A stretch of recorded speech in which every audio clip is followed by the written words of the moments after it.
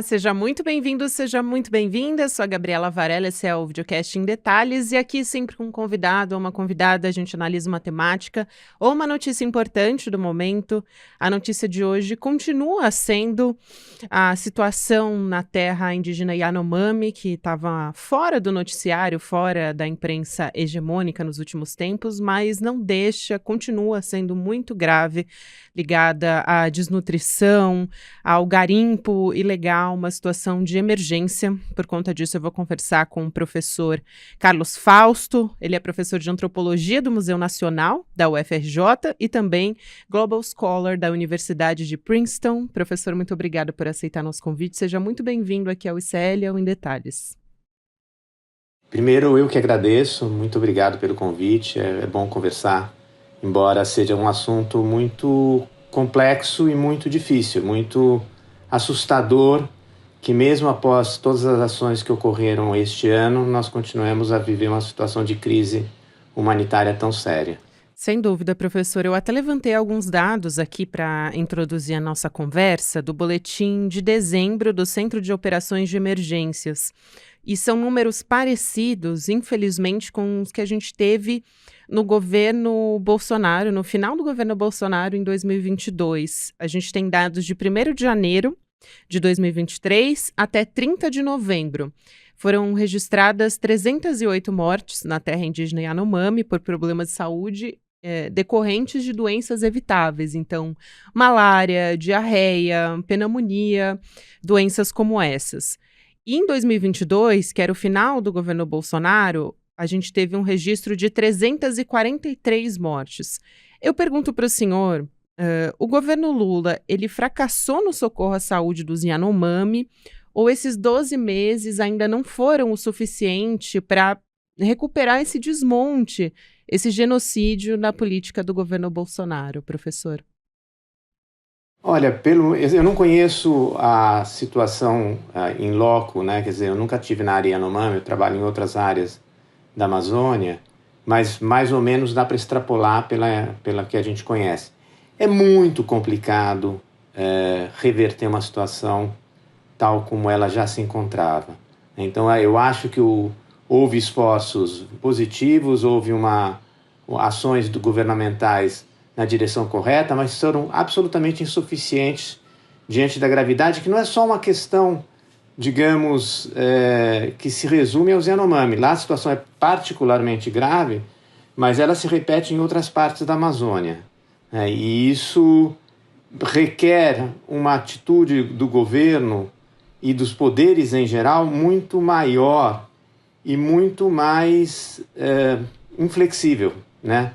Se a gente for ver como é que se monta esse contexto de crise humanitária, crise social, etc. e tal, ela é ligada a processos sociais e econômicos muito bem conhecidos e muito difícil de lidar. Nós aqui no Rio de Janeiro, estou falando do Rio de Janeiro, a gente não consegue ter, né, que o governo tenha controle do território da cidade. Extrapola isso para 10 milhões de hectares na fronteira com a Venezuela. É muito complicado. Sem dúvida, e a gente tem desses dados, a gente tem dados ainda mais graves a respeito das crianças, porque foram 308 mortos nesse período de 2023. De novo, a gente está falando do período de 1º de janeiro a 30 de novembro do ano passado. E mais da metade, mais de 52%, perdão, eram crianças com menos de 5 anos. A população infantil Yanomami precisa de uma política específica de cuidado. O que esses números dizem para a gente, na verdade, professor? O que a gente tem que colocar uma lupa quando a gente está falando de mais da metade dos mortos sendo crianças? Isso, assim, é de se esperar, né? Quer dizer, em primeiro lugar, porque se você for ver a pirâmide etária em Yanomami, ela é uma daquelas pirâmides em que a base é muito maior. Então, você tem muita criança, né? E as crianças, imediatamente, são aquelas mais vulneráveis a situações de degradação ambiental, de violência física, de crescimento de doenças infecto-contagiosas e falta de alimento. Quer dizer, o garimpo ele produz um efeito sistêmico sobre a saúde das pessoas em geral, mas no caso das crianças, agudo, né? Então, o que ela nos diz que a gente tem que ter um projeto de emergência de saúde, mas que é preciso modificar o jogo como um todo, de modo a ter condições globais de sustentabilidade. Porque se você tiver garimpos com maquinário dragando um rio ao lado de uma aldeia, como é o caso como é muito comum na área Yanomami, em certas partes da área Yanomami, não vamos generalizar, o garimpo está concentrado, sobretudo em Huaycás, ali no rio Urariquera, né? Quem leu Macunaíma, do Mário de Andrade, vai reconhecer o nome do rio, né? Mas, enfim, nessas áreas você tem degradação ambiental, poluição do rio, desestruturação da organização social, violência, tudo aquilo que quando você põe num cesto tudo junto, você vai ter a morte infantil, né? A mortalidade infantil vai subir, ainda mais numa área que você tem muitas crianças, né? Então isso é um fenômeno conhecido, na verdade, infelizmente conhecido. A questão é como atuar para que não continue isso a ocorrer. Ou que você consiga reverter, como ocorreu no começo do ano, mas basta você virar as costas e o processo recomeça com a mesma seriedade, com a mesma gravidade que tem. Então precisa de um esforço sustentado. E um esforço que enfim, de diversos órgãos. Não é a ação de um órgão que vai resolver esse problema. Porque, se você me permite, Gabi, você tem que pensar o seguinte: essa é a quarta vez, é o quarto grande invasão garimpeira, se a gente conhece, pelo menos, dos territórios Yanomami. A primeira se deu na década de 70, né, com todo o projeto de ocupação da Amazônia dos governos militares. E em meados dos anos 80 você teve uma enorme ocupação também, e isso se deve em grande parte ao aumento do preço do ouro. No começo dos anos 90, igualmente, aí você teve o massacre que ocorre naquele mesmo em 93, 92, 93, e o governo Fernando Collor começa a dinamitar as pistas de pouso, né? E esse quarto, ele junta várias coisas, mas ele tem características diferentes, né? Uma das características diferentes é que a logística de extração de ouro se tornou mais simples do que era no passado. Isso porque tornou muito mais flexível as operações por facilidades que têm a ver, por exemplo, com a internet e com a Starlink sendo usado nos garimpos de maneira intensa, né? Então, e você também tem um outro fenômeno novo que não tinha nas outras vezes, que é a participação, ao que tudo indica, do crime organizado, né? Existem indícios muito fortes que o PCC atua na área de maneira bastante importante. Então, a escala mudou também. Não é só, digamos, a escala dos problemas sociais, não apenas dos problemas de saúde. Mudou. E como é que você combate isso tudo se você não combater a origem, né, toda a cadeia produtiva do ouro que não é transparente, né, que você permite a lavagem do ouro ilegal saído das áreas Yanomami de maneira muito simples, e que esse ouro chega às grandes joalherias e aos grandes bancos do Brasil e do exterior, e ninguém vai em cima desses bancos, vai em cima dessas joalherias, bem conhecidas, inclusive, aqui bem conhecidas no Rio, até por que um dos nossos governadores no passado gostava muito de comprar joias lá, e que isso não acontece nada. Quer dizer, se não começar a pegar toda a cadeia e da cadeia, quer dizer, toda a cadeia produtiva, e a cadeia produtiva, né, você levar aquelas pessoas que agem, em sua maior parte, ilegalmente, forem para a cadeia, é muito difícil parar esse sistema, é muito dinheiro. É uma legislação frágil e uma fiscalização muito precária, né, professor? Exatamente, exatamente. E quem paga o pato, principalmente, imediatamente, são as crianças.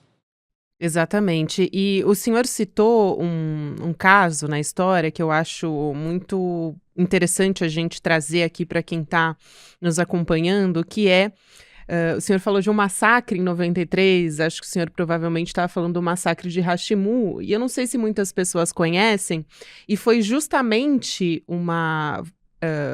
garimpeiros ilegais que mataram mais de 10 indígenas, e esse caso, inclusive, ele foi condenado por genocídio, um dos únicos casos que foi classificado como genocídio e foi responsabilizado realmente por autoridades nessa época, né, em 93. Então é bastante interessante a gente lembrar que a gente já teve uma condenação por genocídio na nossa história aqui no Brasil.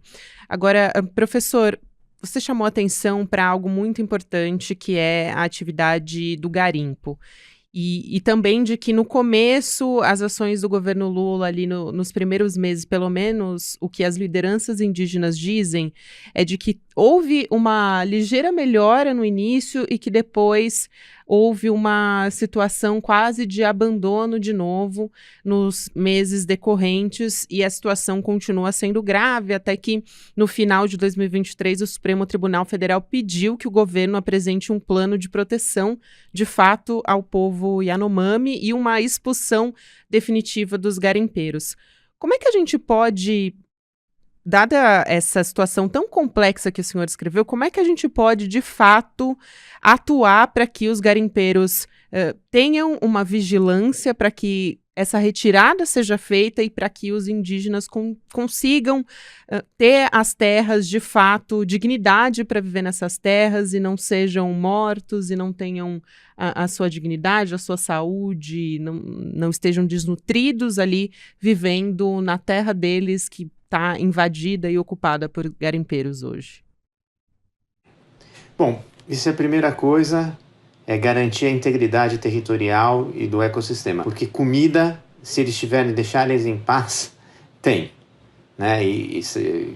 Produção suficiente, caça, cultivo o suficiente para não precisar, uma vez, né, assim, restabelecido o equilíbrio, você ter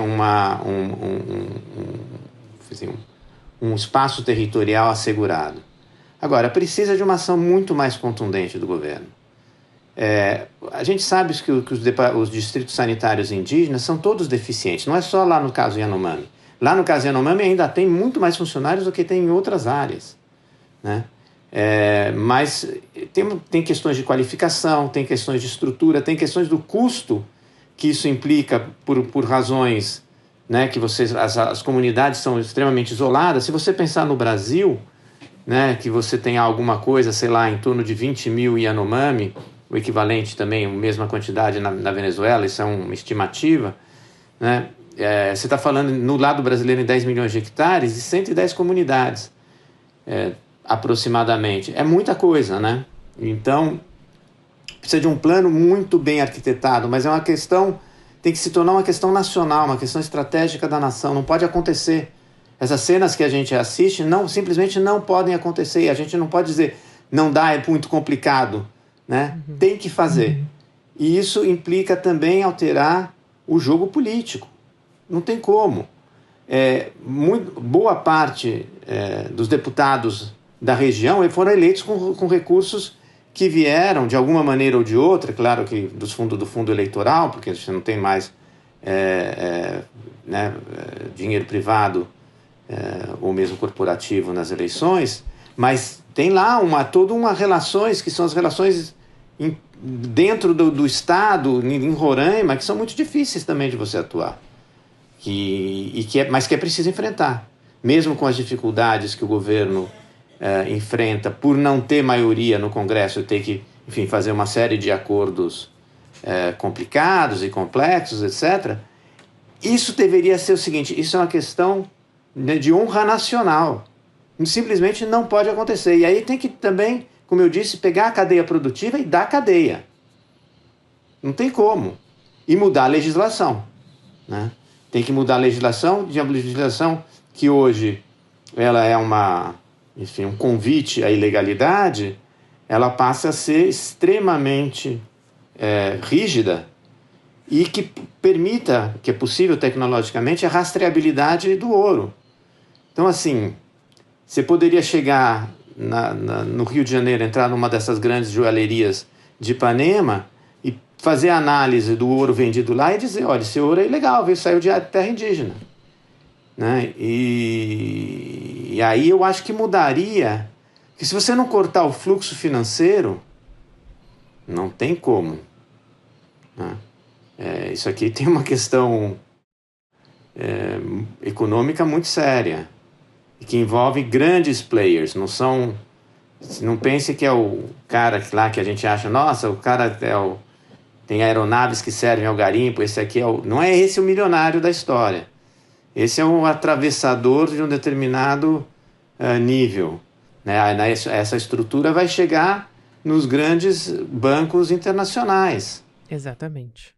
Exatamente. Professor, tem um dado que eu também gostaria de trazer aqui, que foi publicado na Soma Uma, que é uma plataforma de jornalismo independente, tem uma forte atuação no meio ambiente, também na preservação dos povos originários de maneira geral, trazendo um alerta importante também nas falhas da logística. O senhor citou aqui a questão da alimentação, mas que fez com que o governo ficasse na mão das Forças Armadas, e aí a gente tem relatos de que elas consumiram milhões de reais lançando cestas básicas sobre aldeias sem critério. Então, as toneladas de alimentos que foram abandonadas nos armazéns das cidades, tem relatos disso também, porque os militares gastaram dinheiro disponível para o frete aéreo antes de atingir uma meta do número de cestas básicas estipulada pela FUNAI, quer dizer, uma série de erros de logística que deveriam ser feitos para alimentar essa população. Essa é uma informação do pesquisador Estevão Benfica, da Universidade de Brasília. Qual que é o impacto disso na saúde dos povos indígenas também? E qual é o cenário nas aldeias do ponto de vista da desnutrição, que também é algo que chama muita atenção nessa nova denúncia que as lideranças Yanomami estão trazendo também?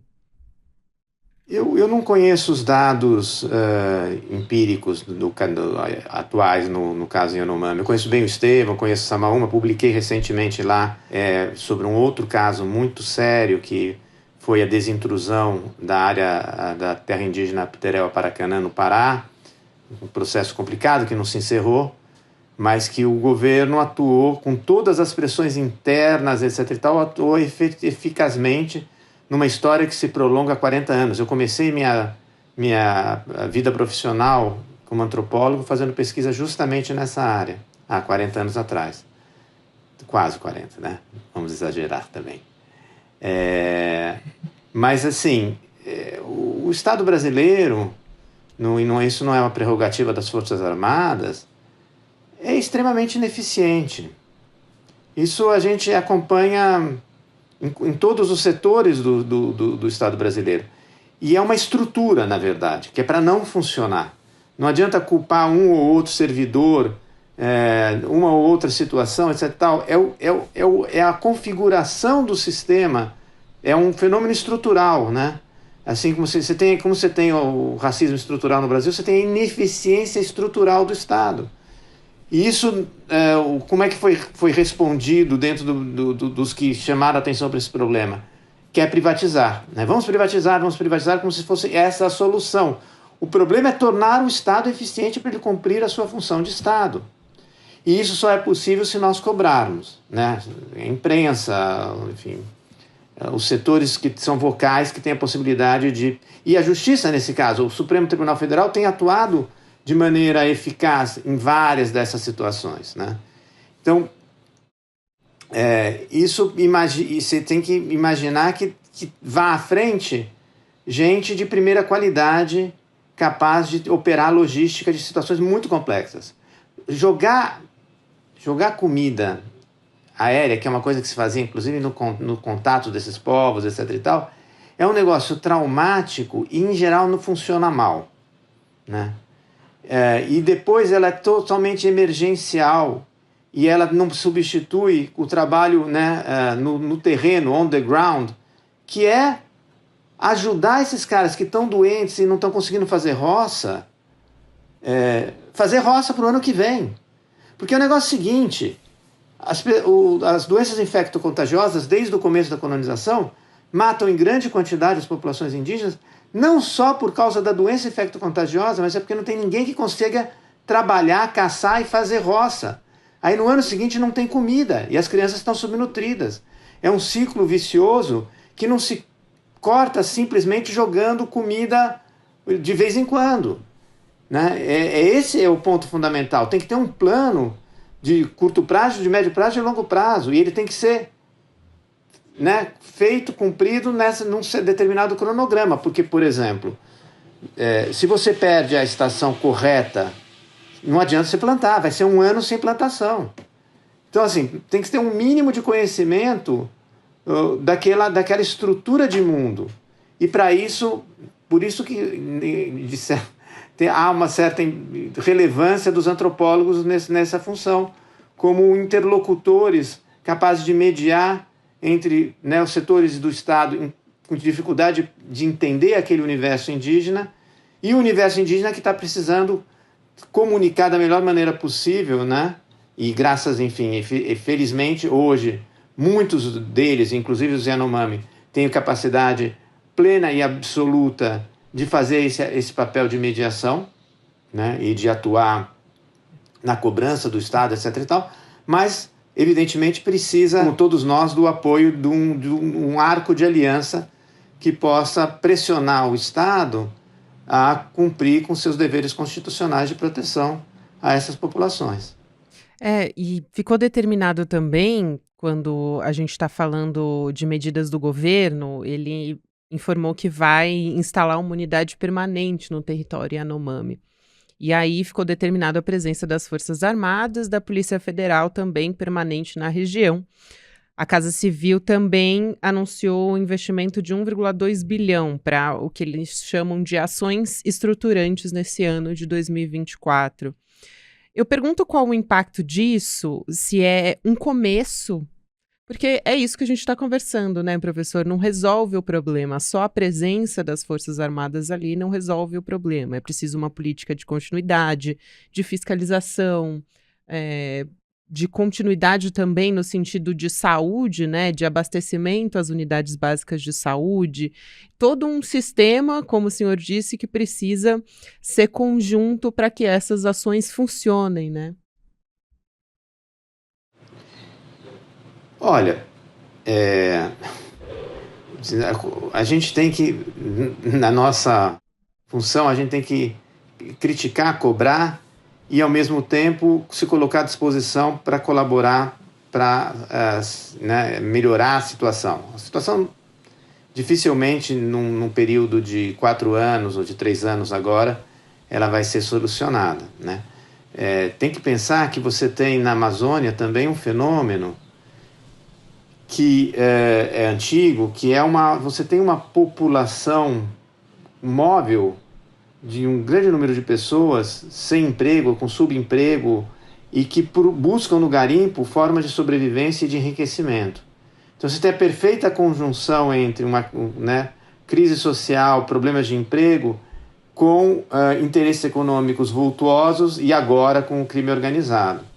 Então, também não basta botar a Força Aérea ou a Polícia Federal, é necessário, mas e a gente tem que contar com eles, e, enfim, o Exército tem um know-how de floresta, de selva, que pode ser importante numa hora como essa, mas também tem que se pensar que essas pessoas que foram retiradas da área Yanomami no começo do ano, se elas não forem reintegradas a outras atividades produtivas, elas vão continuar como enxames de abelha, né, se deslocando de áreas de garimpo em certos lugares e para outros. Elas vão sair dos Yanomami, vão para a região de Itaituba, vão ali para os Munduruku, de lá passarão para outro lugar e assim por diante. Então, precisa ter um plano, a Amazônia precisa de um plano que inclua também uma série a criação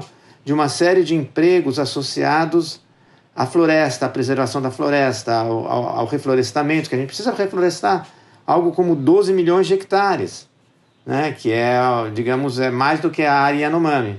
Isso é monumental, ninguém nunca fez isso, mas a gente precisa fazer. Então, é um elemento tão complexo.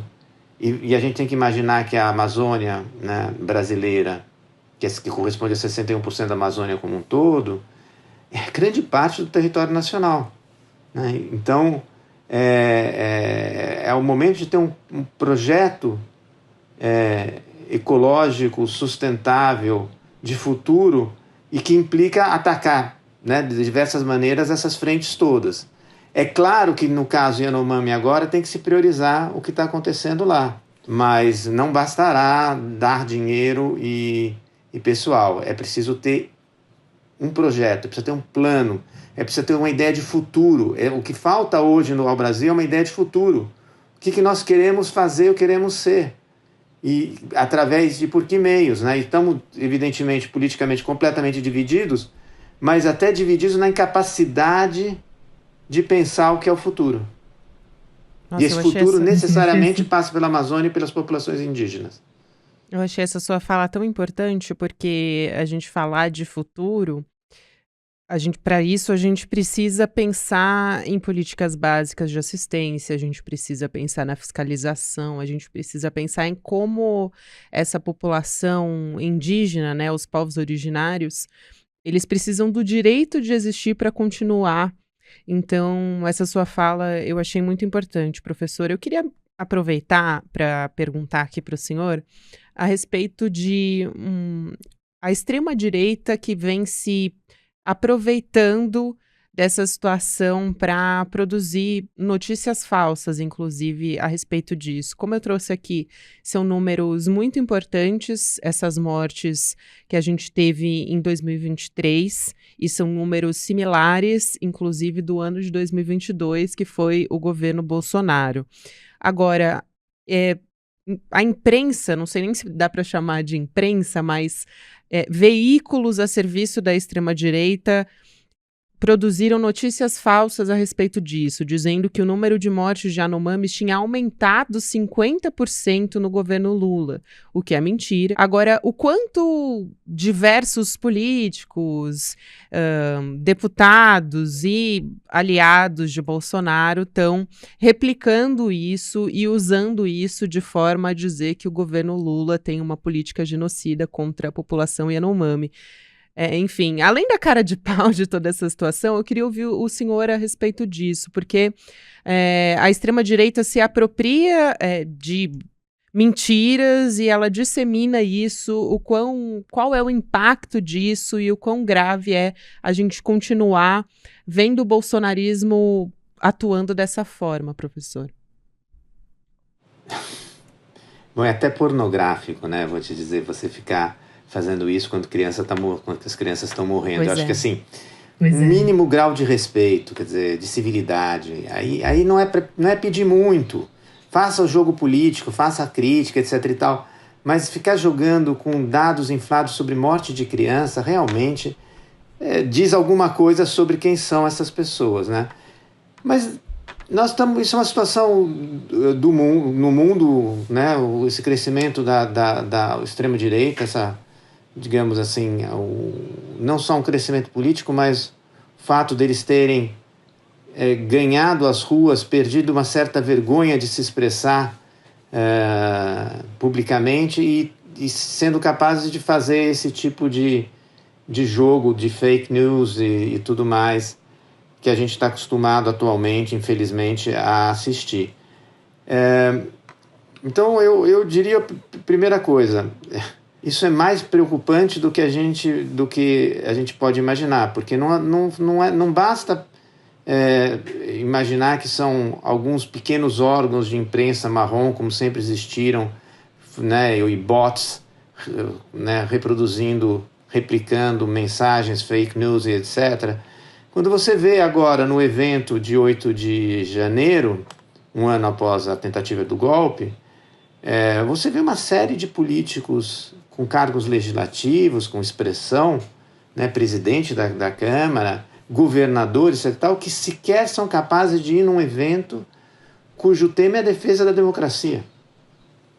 Não é que ali estava se jogando questões, digamos, propriamente ideológicas no sentido maior segurança, maior ênfase na segurança, maior ênfase nas políticas sociais, economia mais liberal, economia mais estatal. Não era isso, né? Esses caras são incapazes de se juntar àquelas regras do jogo que permitiram que eles fossem eleitos. É escandaloso. Então, assim, não me surpreende que possam, né, pornograficamente utilizar crianças desnutridas e morrendo de doenças infecto-contagiosas para fazer uma política baseada em informações irreais. É um projeto também, né? O que eu posso fazer? É triste, né? É triste. Simplesmente triste. Imaginar que isso possa existir dessa maneira no Brasil. É triste.